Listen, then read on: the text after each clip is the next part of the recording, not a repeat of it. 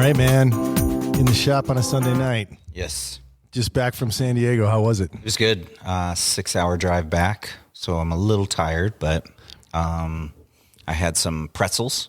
Like, hey, I found that it'll keep me awake if I have something to munch on. You know? Yeah, no. I do that with M&Ms. Like one M&M at a time. One M&M will last me like 15 minutes. Yeah, you like suck on it until the cover comes off. Yep. And the best thing that I used to do is baby carrots. Oh yeah, it's way better than M&Ms. Except that you start pooping like orange. Yeah, it's kind of weird, but I think they're better for you anyway. So. Oh Jesus. Okay, well, and you got a good ride in with our good friend Sunglass Rob. Yeah, he took me to this place called Black Mountain, and he's a trail steward there. Yeah, and I think he said that on his last. So this, by the way, this is the CEO of Sport RX. Sport RX, yeah. And so I got to ride all these cool trails that he actually has a say in what happens. Right. And he was killing it, man. I was really like, I got to ride behind him. He kept wanting me to go in front. Yeah. And I'm like, no, I don't know the trail. Yeah. But then I get to ride behind him and watch how he does. And he was so like, you know the lines. Ready. Yeah. But I also just get to see how he rides. Yeah. And he's like ready position. He was like, he's just crushing it. He was crushing it. Yeah. He was doing great. Well, shout out to Rob. That's awesome. Yeah. That's awesome. Well, I've been, let's see, since you've been gone, I've been working on the van. Yeah. And we got it just about done. So we're pretty excited. First trip will be this weekend. We're going to take it to Mount Graham, which is one of the Sky Islands. We touched on it a little bit on the last episode because we were talking about, I just spaced the company because we sell it too. Oh, Freedom Coast. Freedom Coast and their bike fork mounts. Yeah, that's actually what I did this morning is I mounted their L-Track to a piece of plywood and then the Freedom Coast bike mounts on there and got it all ready to go. It'd be cool to hear how that does on an actual trip. We'll see. So. I mean, that's what this weekend's about is to test it out. So we'll see. Well, I guess next weekend. All right. So I got a little dad joke here. Okay. I don't know if it'll be funny. All right. And you said last time that we recorded you didn't want to do dad jokes anymore, but I'm still doing it. That's fine. They're just never funny. I just don't want the expectation that they're... Well, the whole thing is that it's a dad joke. It's not supposed to be funny. It's supposed to be funny to like at least kids. To kids. Yeah. This one won't be funny to kids. Okay. It might be funny to you. Okay. All right. Got a new guy at the shop. Yeah. A new maintainer. And he asked me, how can you tell if a tire is tubeless? Mm-hmm. I said, that's easy. You set it up once, you ride it, and then you spend the rest of your life cleaning up sealant off the floor. You laughed. Yeah, all right. Only because I've had to do that. So that's a good segue in today's episode. So we've been studying a little bit about our past episodes, what you guys are liking. I think we've got a bunch of new customers, actually a bunch of new listeners. Yeah. No customers because we don't make any money at this podcast. Although, everybody wants hats.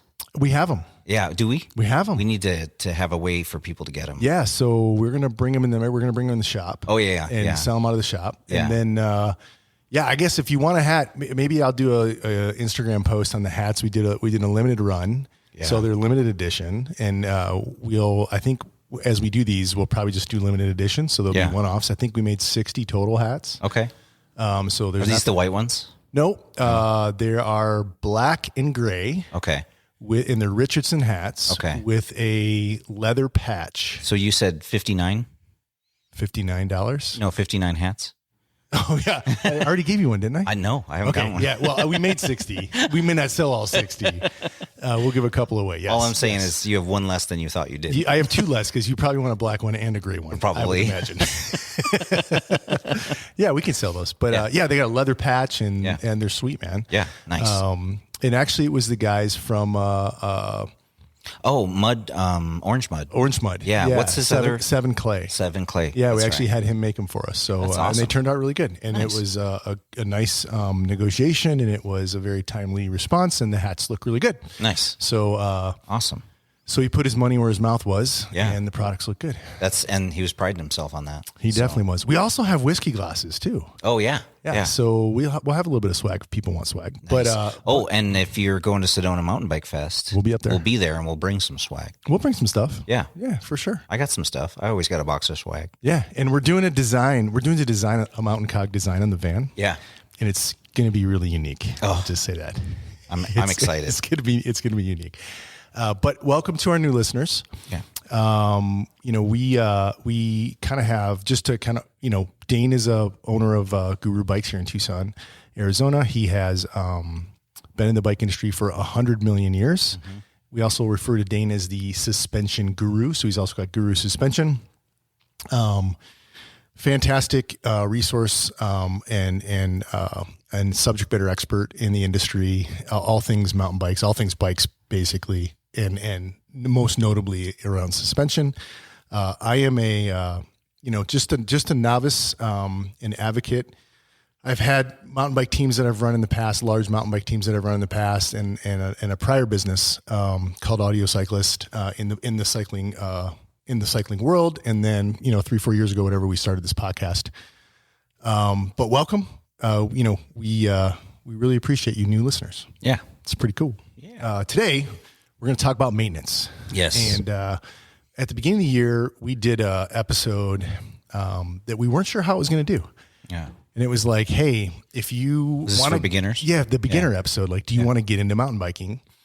And the episode actually did really well. Yeah. And kind of when we talked about it with our listeners, we said, hey, listen, this probably isn't for you, the seasoned mountain biker, but this is something that you could give to your buddy, who might want to get into it. And like, hey, here's a quick 1 hour listen. If you want to get into the sport, here's some things to think about. Yeah.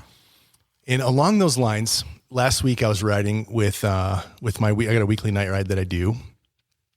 We call Fight Club, and I'm not supposed to talk about Fight Club. Yeah, don't. What's the first rule? First rule of Fight Club is you don't talk about Fight Club.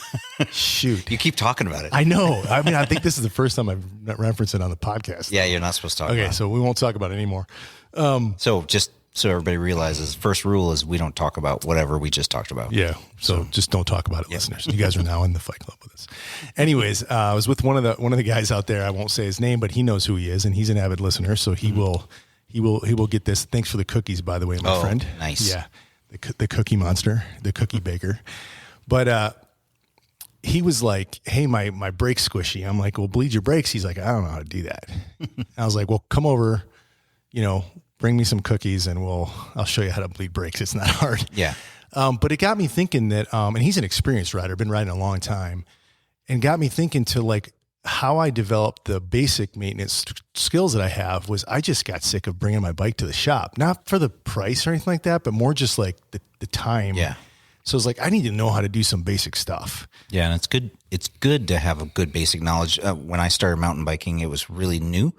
And I think it was Norba had kind of a rule where you had to maintain your own during a race. You had to do your own. Yeah, you couldn't have someone else help you. Yeah, you couldn't have anyone help you. So you had to know all this stuff. You had to change a flat. You had to be able to get yourself out of there. Yeah, and in general, that concept of like you're going to go out in the middle of nowhere, you should be able to know how to get back. Whereas on a road bike, you have a problem, you can call Uber or a cab or your friend or whatever.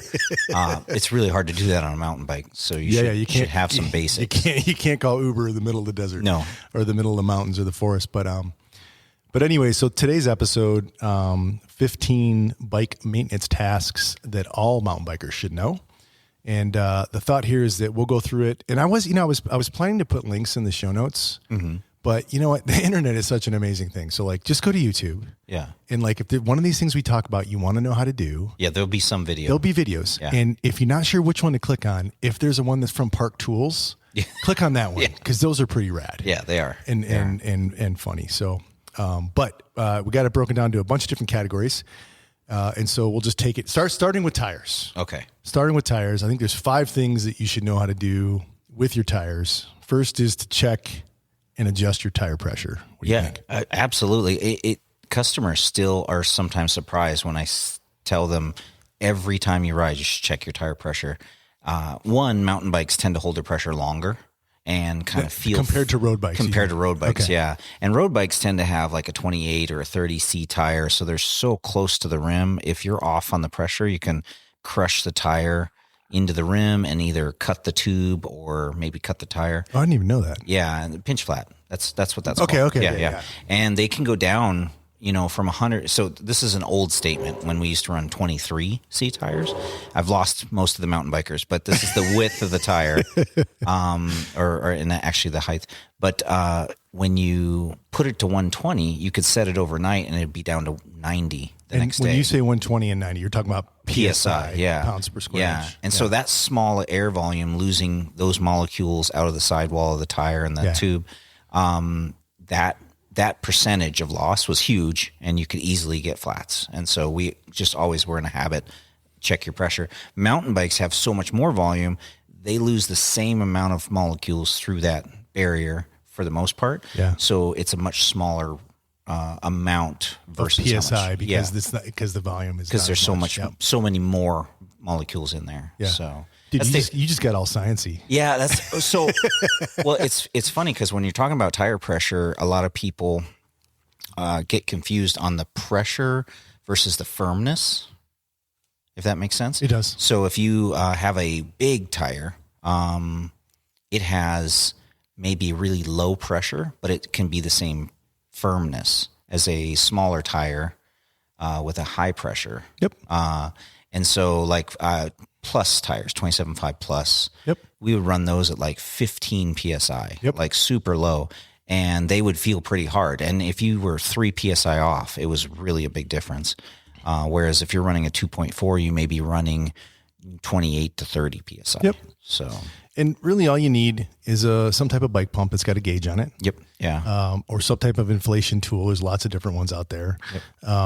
And I would advocate that you should know what pressures you like Yeah. for your trails. To start, they're on the side of the tire.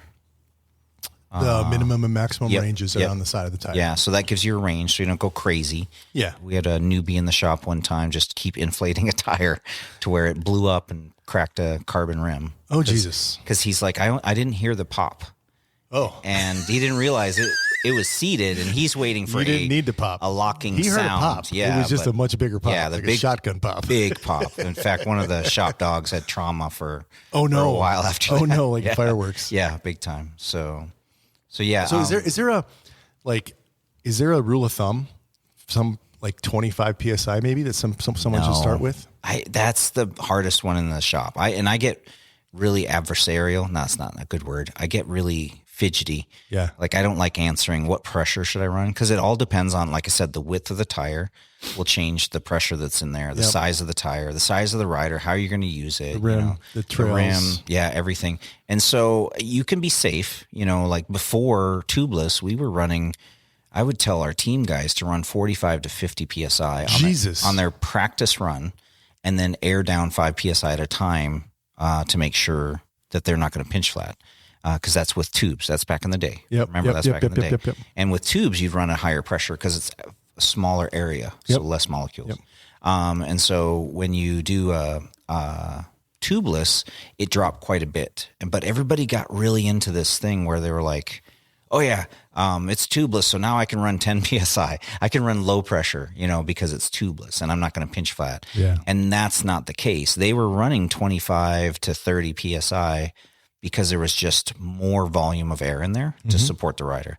And that is a tricky way to explain it, because there's going to be people that are like, what is he talking about? Yeah. So find the PSI that works for you. Yeah, start out high Yep. and then slowly back off Yep. 5, usually about 5 PSI at a time until you're safe. It's better to be a little on the firm side, because in where we're at, we have a lot of sharp, jagged square edge rocks. Yep. And so if you're too low, you can easily dent or crack a rim. Yep.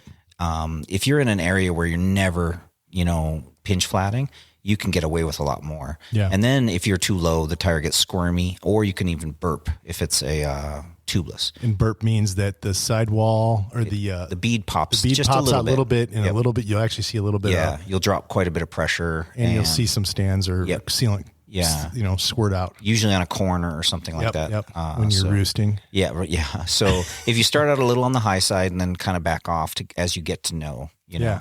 if you have a similar sized friend, that's a good way. You start. if you're both roughly the same weight, have roughly the same type of bike, and ride in the same conditions, they'll be pretty Yeah. close. So if you're a big boy in the Southwest, give me a call. Yeah, I like can help you. if you're 220 and you're riding with your significant and they're 120, you're not going to ride the same pressure. Different pressures. Yeah. So All right. So sticking with tires, I believe that you should also, one of the 15 basic things that everyone should know how to do is to actually change your tire, yes, whether yeah. it's to repair a flat, And actually that's one of them as well. So yeah. So changing your tire, yep.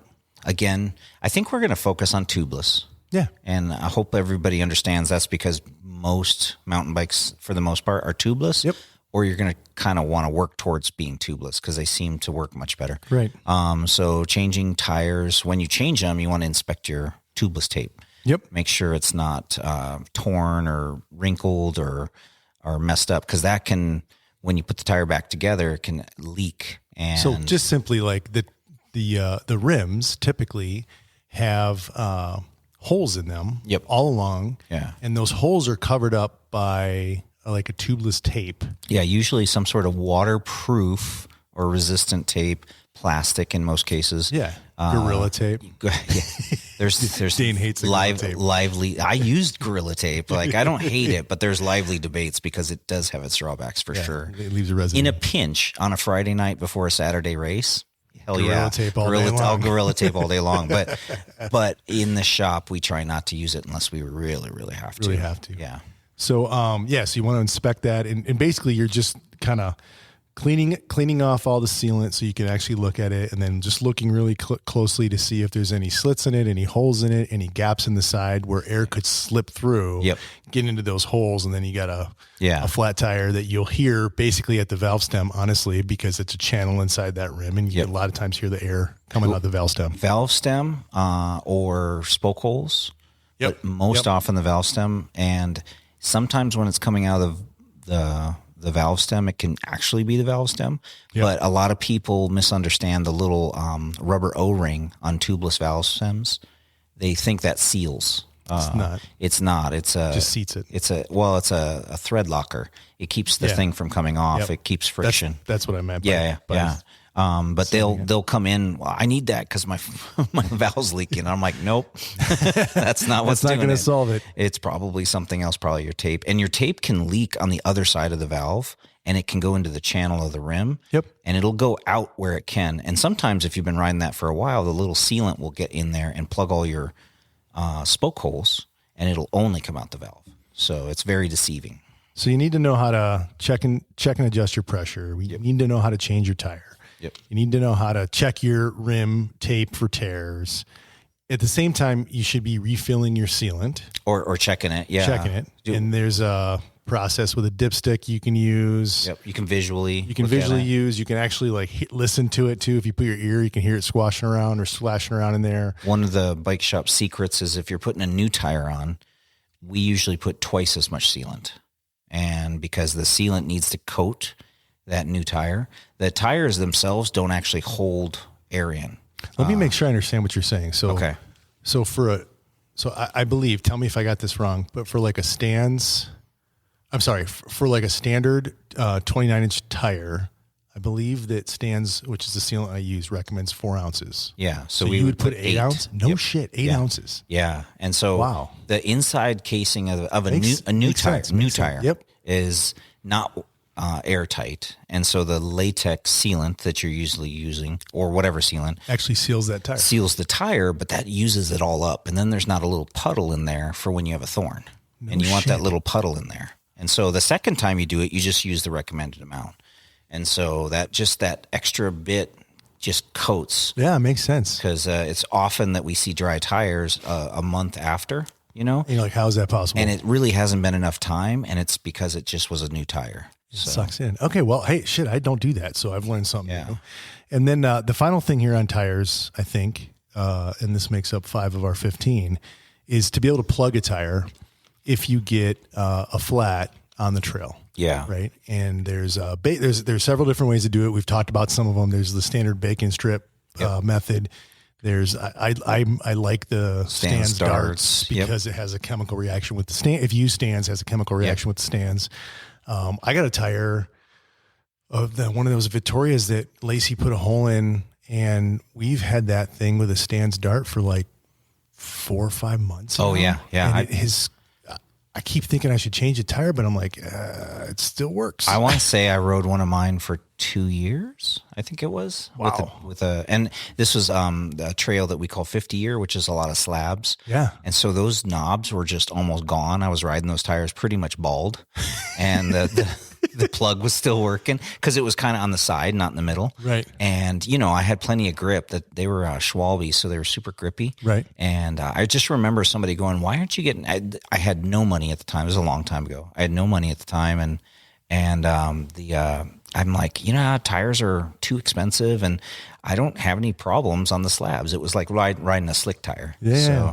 So yeah, I kept that tire way past its life. So I got my money out of it. Okay. So, so that's all the tire stuff. Just the pressure. Yeah. Change the tire, refill the sealant, plug the tire if it gets ripped, and make sure once it's off that you're checking that rim tape for tears. Yeah. And I would check the side of the tire. Sidewalls. Yeah. Just because you can get a cut that's not quite all the way through. So if it's bulging at all, that can really strand you, you know, as you ride and you take a G out or something, you're going to put a lot more pressure on that tire and it's going to increase the pressure and it could pop that seam open or whatever, you know, cut that just barely abrased it. Yeah. And it can pop it open and strand you. Sidewall cuts are really tough. Yeah. We found it. Yeah. Oh, yeah. Yeah. We talked about in the last episode. Yeah. And I found a product. Are you going to try it? I already ordered it, and I ordered one for you too. Oh, nice! So we can both try it. So this is an external patch. External patch. Is it for bikes or is it is? It's an off-road four-wheel drive company. Okay. That makes like their primary products are like for wheelers, for four-wheelers, right? Yeah. And you're way out there and you get a cut and you got to fix it on the but it's so funny because I was like drafting them an email like you guys should make a product for bikes. Yeah.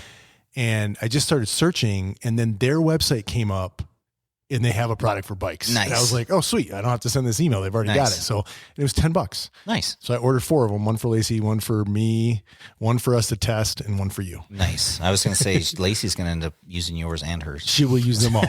So. It comes with a 2-inch by 4-inch patch. And you cut it to size? You can. Yeah. But I don't know if you're on the trail, you're not going to have anything to cut. Yeah. So I don't know if we would cut it maybe before we keep it. Yeah, I would probably have like 3 sizes. Yeah. You know, do like a big one, a medium, and a small. Okay. Right? Do you glue it? Yes. You do? And it's a 60-second, this is interesting, 60-second soft seal, 10-minute final seal is what it says. So it can be aired up and it's still. That's what it says. All right. I can't wait to try we'll it. see. We'll see if it works. I don't know. They got their own special formulation or whatever. It's, some different chemical bond that no one else has. Who knows? I'm sure. Yeah, we'll see. We'll let you know. And could be smoke and mirrors. Could be a miracle. Could be. So one more thing on tires as you were talking about it. One of the habits that I got into when I pull my tire off anytime, I run my hand around the inside. Yeah.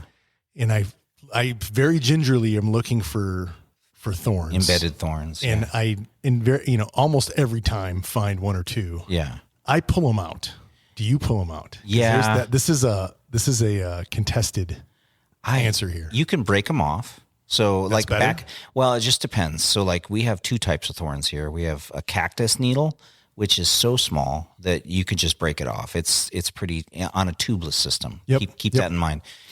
Things change if it's got a tube. So for instance, if you're putting a tube in a slash tire or something that you're trying to get back out, you need to do that. You need to check it. You can't because it'll immediately go flat. Because it'll pop your tube if you don't. Yep. So you do need to break them off or push them out. Sometimes you can't push them out. You break them off. Yeah. We also have Palo Verde needles, which are huge.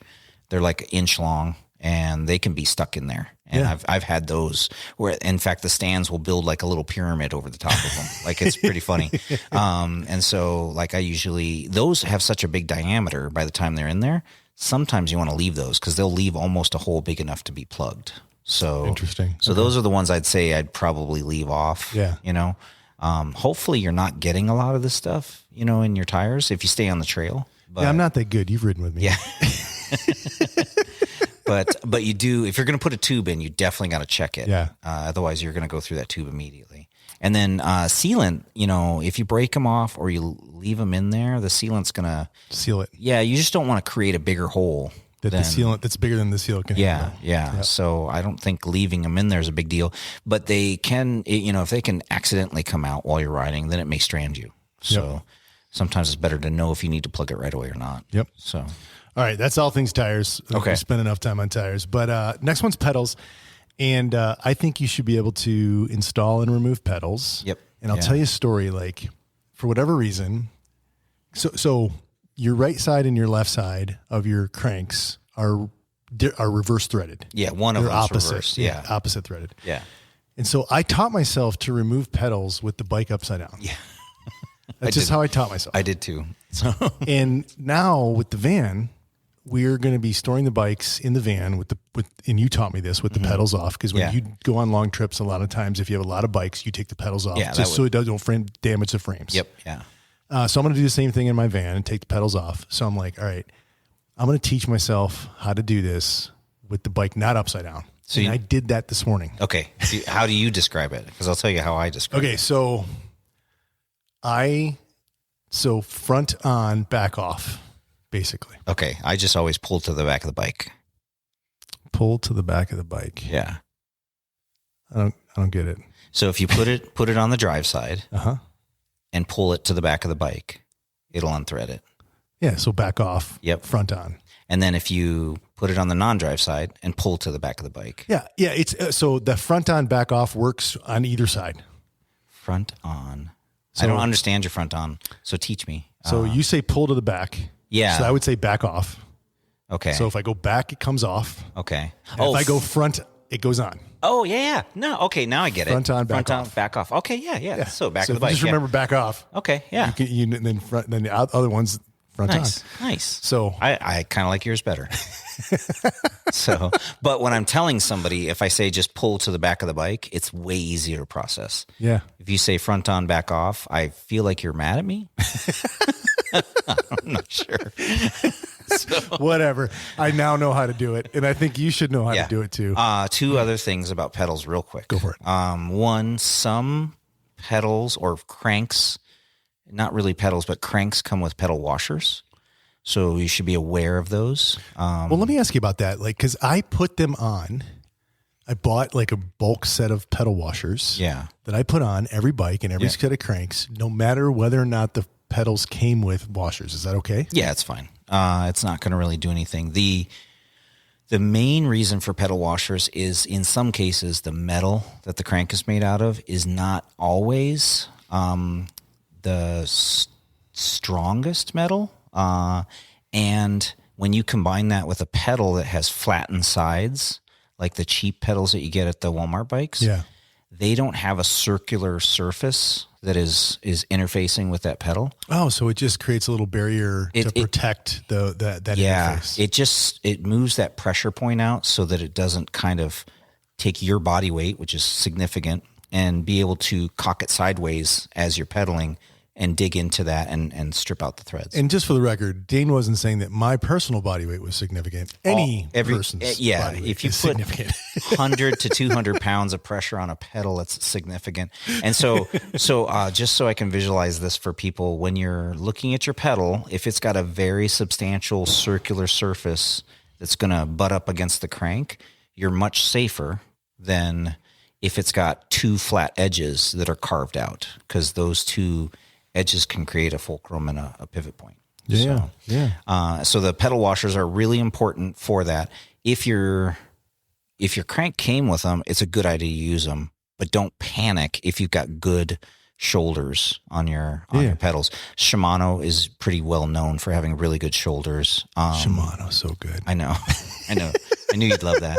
I want to say Crank Brothers in most cases. A lot of the brands will do a good job, but I still have pedals every once in a while that I have to watch out for. So I grease my pedal every time I clean them and grease them. Yeah. Not with a lot, but just a little layer of grease. What do you think about that? Yeah. I mean, the worst is when they're so tight that they don't want to come off.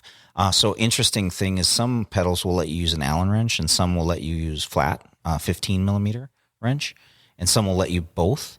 Shimano's, if you want me to dig on Shimano a little bit, on a lot of their pedals, they would be an 8 millimeter. And if they're so tight, they would actually crack because there's not enough distance between that 8 millimeter and the hole. What's cracking, the tool or the pedal? Oh, interesting. Okay. Yeah. And so, you also don't need to go like monkey tight on those things. They self-tighten as they ride. You don't want them loose, but, we usually do like 4 4 to 5 degrees. So once you hit a stop, you do about probably 4 or 5 degrees more. You want to hear something funny? What? The first Shimano pedal I will have ever used are the Saints ones that I got from you. I've never used Shimano pedals. Really? No, didn't use SPDs. You always use egg beaters. Crazy. And I've never used Shimano flats. Well, I got one more thing about pedals. Go for it. If you grab your pedal and It wiggles. Pull it in and out towards the bike, or it's got a lot of play, you need to service it or replace it. Or have it serviced. Yeah, because 1, you can break a spindle, that sucks. And 2, it can just lose the end cap and the nut and bolt. And then the pedal comes off. And then the pedal just flies off. And then you're left with the stub. Yeah, which is super fun to try Which and I've get had back with. Yeah. I've had that happen after. It usually happens when you land. Yeah. A jump. I've had people on like a 25-mile ride that's all downhill. And they start like 5 miles in and they lose their pedal. And it's like such a 5-mile climb up to the top and no car waiting because we got dropped off. Yeah. Or they got to do 20 miles with no pedal. It sucks. So yeah, it is not a good thing to have happen. So take care of your pedals. Take care of your pedals. All right. Know how to take them on and off and some basic inspection to make sure that they're good. The next one is your cockpit. So your grips, your shifter, your dropper cable or dropper lever, your brakes, your stem, your handlebars, like those are all really simple connections. Mm-hmm. It's just different size Allen wrenches basically, right? And you'll want to get that thing set up to work for you. Mm-hmm. So make sure you know how to do that. I'll tell you, I am, especially if you have a carbon bar, I am really particular about torque. Yeah. Because you don't want to over torque your cockpit, right? Even without carbon, some of these things are kind of dainty. So you don't want to go crazy. Most of the time, if it's dainty, it's got like a torque setting on it. And it'll tell you. Some of the things that people don't know, because a lot of people don't read instructions, including me, is a lot of brake clamps have a direction to them. So they have the outside clamp, not the brake side, but the outside clamp will have arrows on it, and those are usually pointing up. And then the upper bolt usually gets bottomed out, and then you tension it with the lower bolt. If there's 2 bolts on there. If there's 2 bolts, Not all of them have 2 bolts. No. But that is something that a lot of people, including mechanics that I see, don't realize. I didn't know that. Yeah, you'll see the arrows upside down. And you know what? If the arrows are upside down, nobody cares if you tighten the top one and then tension the bottom one. So, but that's something a lot of people don't know. So that's super interesting. So a question for you. My good friends from Homegrown MTB, which actually shut their doors this year, unfortunately. Yeah. Great guiding and instruction service that was based out of Tucson here. They taught me that they keep their brakes a little loose. Yep. Not like loose so it moves, but loose so that if they crash, it'll just twist versus break off. Yeah, we used to put, we've said this exact conversation. Have we had this conversation already? And what I said was exactly this. Back in the day, the downhillers used to use Teflon tape, and moto riders will do that too and put it underneath so that they can move. But you don't have to use Teflon. You can just leave them a little on a loose. I have to hit it with my palm fairly hard. To be able to move it. Yeah, you don't want it floppy or moving around. You don't want to pull on your brake and have the lever twist. Honestly, you're not really supporting your weight with your brake lever. If you are, you're not riding correctly. There's something wrong, yeah. But you don't want it floppy. So, and then, I mean, that just saves a possible brake lever. So. Okay. All right, we'll move on to the chain. Okay. So that was cockpit. Yep. Move on to the chain. I believe that everyone needs to know how to clean and lube their chain. Yep. And you've heard us talk about before, after much negotiation, debate, and shit giving back and forth, Dane has had me convert to wax and squirt. And actually, I've gone a step farther than Dane at this point because You're now dipping. I'm doing hot wax for the first wax, and then How's your bikini line? My bikini line looks good. It looks horrible. Looks absolutely horrible. Ain't nobody got time for that. I can promise you that. But yeah. So, but whatever lube you're using, know the proper thing to clean that chain with and to keep that thing nice and lubed. Yeah. Just a little bit of info. Paraffin or wax-based lubes don't play well with wet lubes. They don't like each other, and they get really gunky. So if you're getting a gunky mess, it could be that if you're taking it to your local bike shop, they may be putting one type of lube on when you're putting a different. Yeah, make sure you're using the same type of lube on that chain. Let them know. It doesn't have to be the same brand always. With the same base type. Yeah. You want to kind of keep them wet, dry, or exactly. wax. Yeah. And then when you're cleaning it, if you take it off and take the quick link out, in most cases they have a quick link. Yep. If they don't, you can usually get one for most chains now. Mm-hmm. Depends on how old your drivetrain is and how they're many ridiculously expensive though. They're like $10. I know, it's kind for of a quick link. That's not only that ridiculous thing. Now most of them are calling them one-time use. I know, I saw that. And so, do you subscribe to that? I take issue with it. I don't want anyone to ever break a chain because they used it twice. And so on my own bike, I will see how much it seats, and if I feel a good pop into place, I haven't had one break on me after reusing them. Yeah. I just don't want somebody to be like, no, it broke on me and you are full of crap. So the idea is that the manufacturer has made it kind of lock into place. It kind of deforms the metal when it does that. After you lock it, and then when you unlock it, especially deforms it. And it may deform it enough to where it can come off while you're riding. And so that's why they say that. So if you decide as an adult who makes their own decisions to reuse your links, just make sure you can feel a solid contact, or tight. Yeah. Make sure it's good for, like I'll keep those in my pack for emergencies. So if I break a chain, I'll use that to get out. Yeah. So a used one, maybe a good backup. Yeah. But maybe not your primary. Yeah. Well, yeah. You just kind of want to, it is only $10, so it's not that much. $10, I know. For this little tiny thing. It is true. But that can tell you that sometimes getting one of those chain boxes cleaners, which some people love, some people don't, and leaving the chain on the bike may be better for you at home. Yeah. So it's one of those where it's something to think about. But if you understand what's going on and you can feel that positive engagement, and you're good. It clicks. I think most of us can make a good decision. That was my second thing on chains. I only had two. One was to clean and lube it, and the second one was to remove and install a master link. Yeah. So you covered it, man. Yeah. There's so much more, but just doing a quick pre-flight, checking your bike and kind of being aware of stuff, that's a good thing to do. The only thing I'll tell you is my pet peeve is that the chain and cassette wear together. So if you are home mechanicking and you're constantly changing your chain and for some reason nothing shifts right, or it's constantly having problems, they don't like it when you switch one and not the other. Yeah. After a certain amount of use, they how do I explain it? They elongate at the same time. They wear consistent. They wear at the same matched. time. Yeah. That wear is matched. Yeah. And then if you put a fresh one on, you got the cassette or vice versa, that's not worn at the same rate. They're gonna have a sloppy connection. Yeah. So if you ride for a week on a brand new bike and your chain breaks and you put a new chain on, you're probably pretty safe. But if it's been 3 years and you put that new chain on, you may run into where it's worse. And all right, Nick, I think I might know what's going on with your bike. Yeah. Since he's broke like 5 chains in the last month. Yeah, I told him that. Did you? Yeah.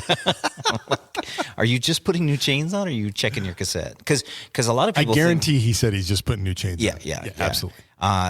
You can't. It's very difficult. He's like, just spit out his soda. I know. Right now. He's like, God damn, why are you talking about me on the podcast? We didn't say your last name, bro. No, You're good. No. I mean, you're a ginger. You should be okay. Oh, now you're giving away details. So what I was going to say though is cassettes. A lot of people come in the shop and they want to know how to tell if their cassette's worn. It's very difficult to tell unless it's extremely worn, and it's really obvious. But when it's in that no man's land, it's really hard to tell. And if you put a new chain on and it gets worse, we know it was it was the chain. It was the chain. Or it was the cassette. Yep. And you need both. And so it's a long story that we can do a whole episode on drivetrain maintenance. So which we probably will. All right. So next one's brakes. Okay. And this might be a little controversial, but I feel strongly. I feel very strongly in the first two. I feel kind of strongly in the third one. Third one's hard just because I know it's unique. Yeah. So, but you can tell me I'm wrong. But yeah. The first thing is you need to be able to adjust your brake caliper. Yeah. Right. So you'll hear that ding, ding, ding, ding, ding, or you'll hear a No, that's a bell. There. Yeah. It's. Wait. Let me do it. It's.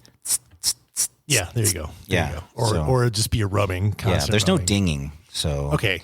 Well, yeah. No, there's no dinging. All right. On my Saints, they ding. Oh, they zing. They go zing, zing, zing, zing. ding, ding, zing. That's zing. different. It's different. It's a different noise. It's an ing. It's an ing. Either way.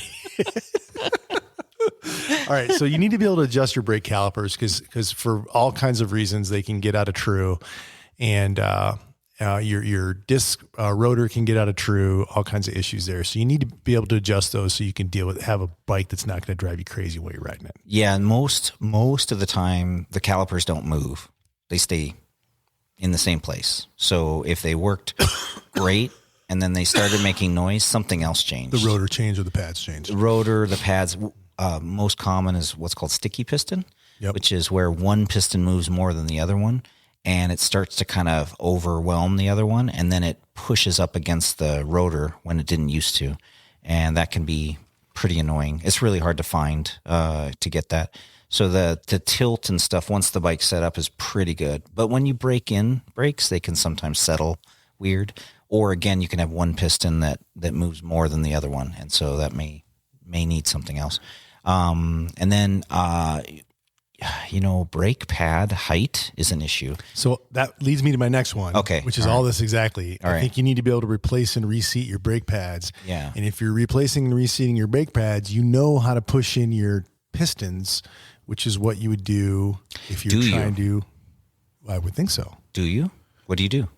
So what do I do? Yeah. So you've worn out your brake pads. Worn out my brake pads. Take the tire off. Okay. Take the wheel off. Yeah. Take the wheel off. Wheel and tire off. You don't have to take the tire off.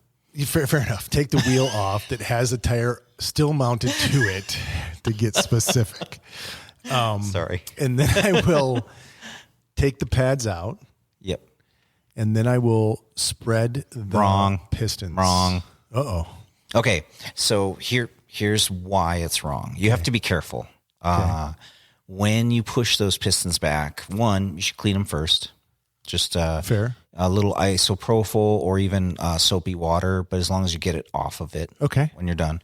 But I know what you're going to say. What am I going to say? You're going to say you open up the channel. Yeah. So the one of the things that can hurt Shimano brakes, especially, I've done this, is if you push those pistons back and there's too much fluid, you can sometimes crack some of the old pistons. For sure. And there's a little bladder in the lever that you can sometimes pop. And so you've got to be really careful. So what we do is we have to crack open and put a bleed cup in the Shimano brakes, or at the lever, at some, type of relief in the system. So if it's SRAM, we have a different way. There's a syringe that goes on. Hayes, there's a syringe that goes on. There's with Hope, there's often a whole reservoir you can expose, but you gotta allow that fluid to be able to be pushed back up. Escape. Yep, exactly. And the reason this is a big deal is if the system has never, ever, ever been maintained and you've worn out your brake pads, you're probably pretty safe because the amount of fluid is probably the same. It's if someone's bled your brakes when the pads were half filled. Yeah, it's really when you get too much fluid in there because somebody has kind of done a quick bleed or some sort of bleed on your bike. If you took it in for a tune-up, you don't always know that. So we have a rule of thumb: you always open it because you never know. For us now, your bike, so you may have a better knowledge. Yeah. But for us, we have to be real careful. Cracked pistons are no joke in Shimanos. They can cause all kinds of problems, even a full replacement. So here's the thing. So adjusted brake calipers, that's simple. Yeah. This replacing the pads. And then the next thing I'm going to say is bleeding the brakes. Yeah. Maybe just a lever bleed, maybe a full bleed. This is a little bit more advanced stuff, but I firmly, and it's like probably $100 kit, bleed kit, you think? Yeah, roughly? depending on the brake. Yeah, it's surprisingly more than you think. Like everybody comes in and they're like, they think it's like $10, and we're like, no, it's like $100 kit, or maybe 75, but they're expensive. Yeah. But I have probably 6 bikes with Hayes brakes on them, so I have a Hayes kit. One kit. Yeah, and you have a ton of Shimano brakes, so you have Hayes. one kit. Yep. Yeah. Yep. And knowing your fluids, if you take it on, you need to know how to do it, and that's probably the thing. You need the right tools and know how to do it. Yeah, so it's not that many tools. Yeah. And there's great videos out there. Park's got great videos. Actually, I think every one of the brake companies has their own videos out there. Yeah. And it's a little bit more advanced, but I will tell you, when you get a soft lever, it sucks balls. Yep. Yeah. And it's honestly, once you know how to do it and you have the gear, it's actually a really quick thing to do. Yeah. It doesn't take long, 10, 15 minutes to bleed brakes. And so I can test that this is an area. And when my wife saw this list, she was like, "Oh, no one knows how to bleed brakes. I don't know how to." I'm like, "I know you don't know how to bleed brakes, Lacey. I bleed them for you." I would say that this is one of those more advanced levels. Yeah. When all of this other stuff is super easy and not a big deal, the next level. So this would be the next like level if we had like a first level knowledge, second level, and then so first level, know how to adjust your calipers. Yeah, just kind of try and be able to look down and make sure that there's sight on each side. That what I mean is where you can see on both sides of the rotor between the pads and the rotor, so that you're not rubbing as much. So. And I'm loving my Sumart tool, which you make fun of me about. Is that the little spreader? Yep. Yeah, and I got a new one that works with two piston, with 4-piston brakes. Yeah, 4-piston brakes. Yeah, and I've seen a couple other bigger companies, Absolute Black, a lot of people come out with them now. So kudos to Sumart. I think I think those are cool. Yeah, but they can give you a mechanical advantage, and if you don't crack the brake open, you can do a lot of damage. So make sure you crack and when he says crack the brake open, he's saying open the port at the lever so that if there's too much fluid, it's got somewhere to go. Yeah, stick a bucket under it if you don't have a bleed cup, and then just kind of push usually we'll level, so like let's say you're working at home on a bike stand, or even just, the bike sitting on the floor. Yep. I'll take the lever and level it out. Yeah. Yep. So that if I open it, it doesn't just try and dump fluid out. And then sometimes I'll look at it. If I open it up and it's just, there's fluid right there, I know it's really full. But if there's no fluid there, don't panic, but just slowly push those pistons back. And if you get a little bit out, don't panic, but then, close it back off once you get the pistons reset. So the next one. Oh, hey, so for you auto mechanics out there, the reason that you have to do this versus, like a cars have, so I could be wrong on this. I'm not an auto mechanic, but on cars, you have to push the pistons back too when you do the pads. And from what I understand, they have a big reservoir, like a big one, like a big cup already. Mm-hmm. So when we put those Shimano bleed cups on there, it's kind of what a car has. It's mimicking the car. Yeah, it's mimicking that big reservoir that the car has. And so it's much more important on the bike because there is a reservoir, is so small.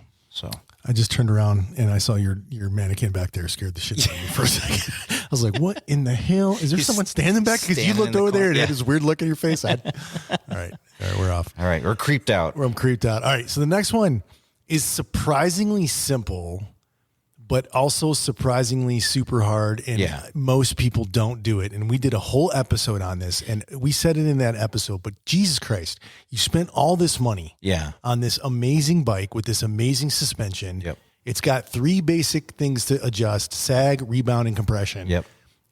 Some others in some nuances, depending on the actual product, but damn it, take the time. And we've got an episode. Yeah. So go back and look at that. Listen to that episode. Sag's number 1, and then you rebounds next, and then compression after that. Yeah. So, and that's really important, and take the time, because a lot of times people will buy a bike. Maybe they bought it off of Marketplace, or they got it from a buddy, or they're borrowing it, or something like that. Or the bike shop just didn't take the time. Yeah. Sometimes the bike shop's not doing you a disservice. They maybe think that you know how to do it. Yeah. And a lot of times if you get a nice bike, the bike shop may think that you know what you're doing. If you're spending this much money on a bike, you probably are going to know how to tune your suspension. And if you're not asking, they are not Yeah, they're not necessarily doing it. Or it could be like a big box situation where they just don't have a clue. So who knows? Ozark Trail. Dude, those things have no adjustments. I didn't even see what suspension is. It spinners or something? No, I think they had Suntours on them. I think. Yeah, I can't remember. Yeah, I don't remember. All right, last section here is shifting. Oh gosh, and I know this might be. So the first one's simple. Second one's maybe more advanced, right? So the simple one, fine tune shifting. Can you just give a quick audio tutorial on how to use your barrel adjusters while you're riding? Yeah. So if you have mechanical shifting and not electronic, you have a little. If you have electronic, this isn't a problem because Yeah. it auto adjusts. Most of the time, you have a little a barrel adjuster is what we call it at the shift lever where the cable goes in. So it's right where the cable comes into the lever. Yep. Yeah. And what that does is it basically, as you unscrew it, it will tension the cable more. And as you screw it in, it'll loosen the cable. Yep.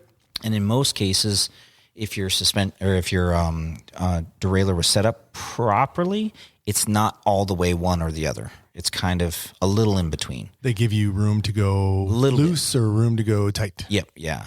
Usually not as much loose because the cables will settle and they'll need to be tightened. Because they stretch over Yeah. time. Yeah. So most cases. Now, if it's already been tightened, it may be out all the way. Yep. So, and they usually have some way to click. Some sort of mechanical thing that will give you indents. Usually a quarter turn is one click. Yeah, I have no idea, but you'll be able to hear those. And then, so I usually tell people do 1 or 2 clicks and see if it shifts better. And don't just wait for it to shift. When you're clicking the barrel. So so primarily, let's say you're shifting from your, so this is kind of weird terminology. If you're in your 11th tooth cog. Oh, Jesus. Yeah. So that's your hardest gear in the back. Yep. Okay. Smallest, hardest. So yeah, that would be if it's 11 teeth, it's maybe your 12th gear. Is that right? If you got a 12 speed? If you count from big to small, sure. So that's the thing is sometimes they have indicators on them and they actually tell you numbers, but the high end stuff doesn't give you numbers, which I thought was hilarious. Yeah. So as a new rider, I would notice that the cheap stuff gives you what number, but as you got to the nice stuff, there was no numbers. Because at that point they figured you know that. Yeah, they assume you just can figure it out or knew it already. So anyway, when you're going from one cog to another, if you're pushing the lever to go easier with modern bikes, you're tensioning the cable. If it does not move up but makes a bunch of clicking noises, you need more tension to get to the next cog. So then you need to tighten. You undo it. You're unscrewing it. Unscrewing it, which is tensioning it, tightening the cable. That's why it's hard to say tightening and loosening because you're not screwing it in. Yep. You're unscrewing it to tension the cable. So while you're riding, while you're pedaling, your bike's not shifting, you can actually use that little barrel adjuster to tension a little bit or loosen a little bit your cable, which then may actually fine tune and fix your shifting problem there live while you're riding. Yep. While you're riding. And that may get rid of it. It may not. May not. Some of the things to watch out for is if you're on a ride and it was fine and then it starts acting up, be careful because you may have bent your derailleur hanger.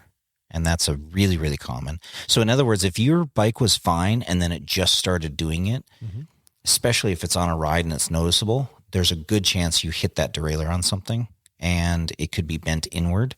And so you want to be careful when your system isn't shifting correctly that you don't go into your easiest gear, especially in a panic situation. Your easiest gear is your biggest gear. If your hanger is bent, your derailleur can accidentally go into the spokes. And you can throw your chain into the spokes. You can throw the whole back of the bike off. So it can break stuff bad. So if you have you done that, Dane? Yes. Yeah. Once. And I'm not kidding when I say once. Okay. So I learned real I've quick. thrown my chain into my spokes probably a dozen times. I had a customer who bought a brand new road bike, Cervelo, and went out and rode it. And somehow he had a bent hanger.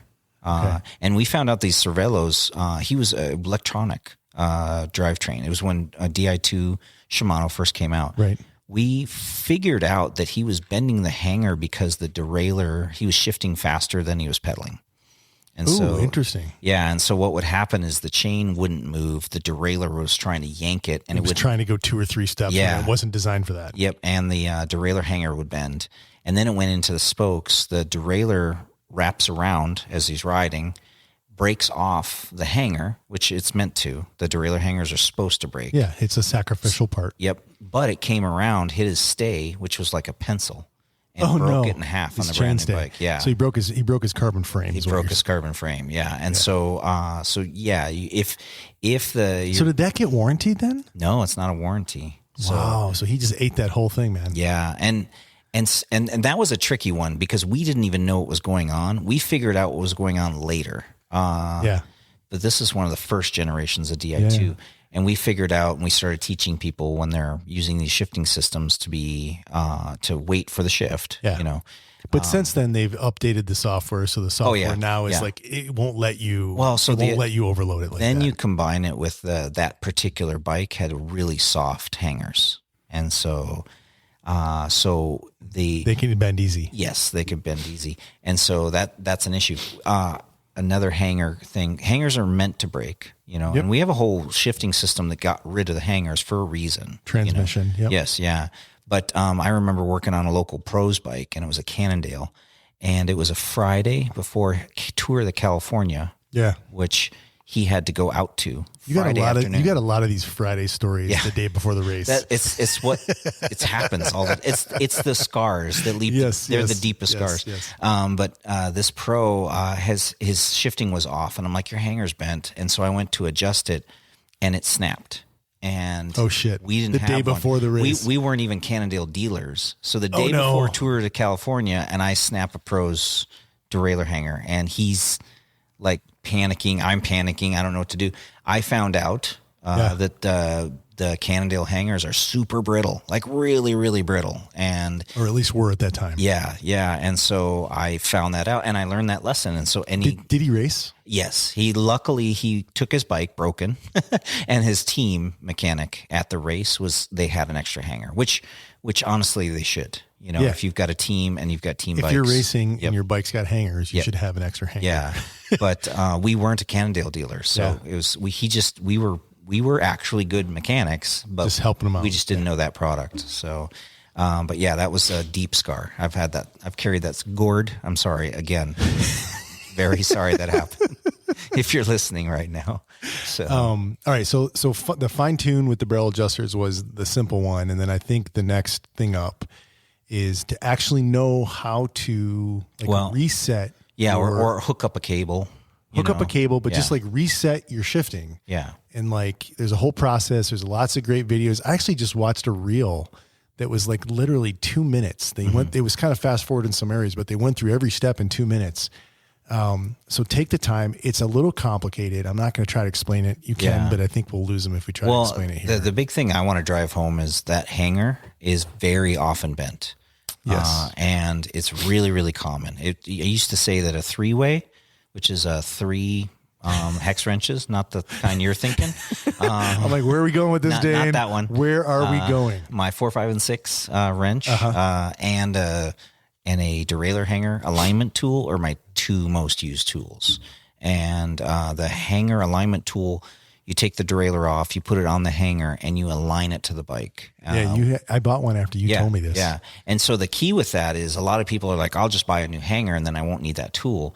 Nope. That would be great if the bike industry worked that way, but it doesn't. That hanger is just machined with no idea of what your bike's angles are.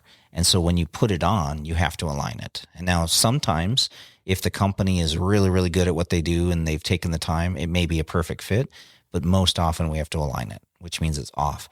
When that hanger is bent, your derailleur is at a different angle and the parallelogram moves the pulley at different rate and it can overshift into your spokes. And that causes a lot of shifting issues. So that hanger being bent can cause one of the most common things, which is you're not getting the right. So are we really telling all of our listeners to go out and buy a? Well, I'm going to give them a little secret. Okay. A little secret is if you're adjusting your derailleur at home and you're like frustrated because you can get it to work on the first half of the cassette, but not that second half. It's probably a bent hanger. It's probably a bent hanger. And then if you go adjust it and you get the second half working and then it doesn't work on the first half, it's probably a bent bent hanger. And so at that point, take it into a shop, get it adjusted. And if you do have to ride it, like it's, you're going on a ride the next day, it's a Sunday morning and you've got to go out, stay out of the easy gear. Like you can even use the limit screws to lock it out, but don't let that thing get close to the spokes. So your granny gear is gone. Yeah, you just get rid of that one stand up gear. and grind up that hill. Yeah, it's one of those things where, if you have to panic or if you're in a ride and you crash and your hanger's bent and you can't adjust it. So be careful if you try and use your hand that you don't bend the derailleur itself. Like a lot of people bend the cages and that can kind of ruin or make that alignment thing really, really hard to where sometimes you're buying a new derailleur and it's just the hanger. So the derailleur, if it's off on every single gear, it's probably not bent. But if it's off on half, it's a good chance it's bent. So yeah, that's our list. I have one final thing to mention here, which is not related to our list. So those are the 15 things we think that a biker should be able to do. Is there anything you think we missed? That's what I was thinking. Is I would love it if somebody thought there was something, they'd let us know. Yeah, let us know if you think there's like some basic thing that all cyclists should know. And talk about tires. I do a bolt check. Check. Not every ride. Yeah. Except on the downhill bike. But I do it when I clean my bike. Anytime I clean my bike. Yeah. I'm trying to think what else. Do a bolt check. And then the only thing on the tires is just making sure you're not like missing knobs and stuff. Yeah. Checking the tread on your tires. Yeah. I got a cool story to tell you. Okay. And she's going to contest this and she's going to have lots of reasons why. Is this Lacey? Yep. Okay. But it doesn't change the fact that this week, Friday, I passed her on a extremely technical uphill climb. No way. Really? Yeah. Holy crap, man. It's happened once. Was she drunk and you were sober? No, we were both sober. No. And she's got a lot of reasons why. Okay. She's got a lot of stories and a lot of reasons. And bike isn't this and bike's Still not happened. that, bike's not whatever. Yeah. All those, that may have been the reason why. Yeah. Doesn't change the fact that I passed her. Oh, man. Did you get videotape? I didn't, but I got to, and then after I passed her in that one section, I railed it. Yeah. So I could get to the top, get off my bike, lay it down, sit down on a rock, and be like completely rested with my helmet off when she finally got up there. Now, 40 other times on that ride, she was waiting for me. But that one time, I passed her. Nice. Even if she let you have that. She didn't. But even if she did. She wouldn't. But even if she did. If she did, I'd still feel good. It still feels good. I love you, babe. Yeah, all right, man. I'll see you later. I wasn't talking to you, but that's okay. All right. Why you got to make it weird? I don't know. I thought you did.